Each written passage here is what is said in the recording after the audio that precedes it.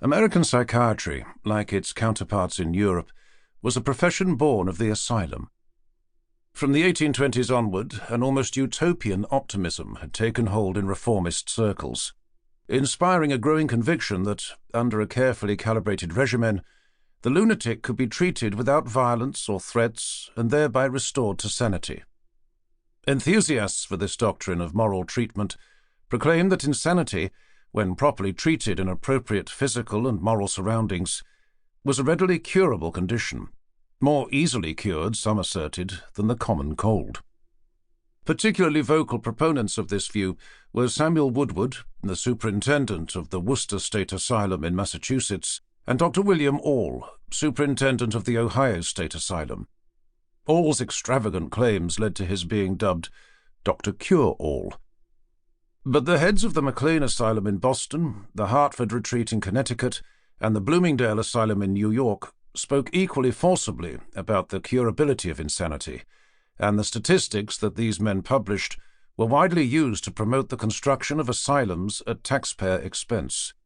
A veritable cult of curability swept through the ranks of the bien-pensants, men like the New England reformers Horace Mann and Samuel Gridley Howe.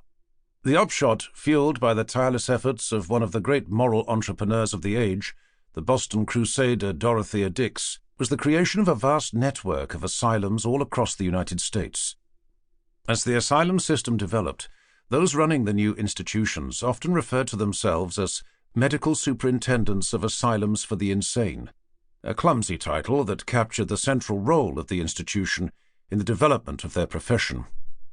Subsequently, many Americans embraced the term alienist, borrowed from the French and derived from one of the French terms for madness, aliéné.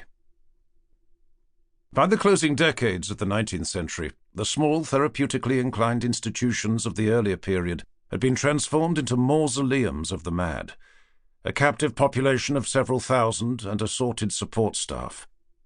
Trapped almost as surely as the patients they presided over and experimented on in this series of Potemkin villages, America's alienists, now increasingly embracing the German label of psychiatrists, were an isolated insular lot. The claims of this first generation of alienists, whose early promises to cure 60, 70, even 80% of cases proved wildly off the mark, were debunked by one of their own, Pliny Earle, the first superintendent at Northampton State Hospital in Massachusetts, and a founder of the American Medical Association, who repented his earlier enthusiasms. The extraordinary optimism that had marked the 1830s and 1840s had been replaced by an equally profound pessimism. The numbers of patients confined in mental hospitals exceeded 150,000 by 1903, and would grow to 500,000 by 1950. With the decline in almshouses, an ever larger fraction of the whole was composed of the senile and demented, for whom few alternative sources of support and care existed. To these patients, who would depart the asylum only in caskets, one could add the cases of tertiary syphilis, pitiable wrecks of humanity sitting in a row, their heads on their breasts, grinding their teeth, saliva running out of the angles of the mouth, oblivious to their surroundings, with expressionless faces and solid, livid, immobile hands. Such patients, diagnosed as suffering from general paralysis of the insane, GPI, made up as many as 25% of male admissions.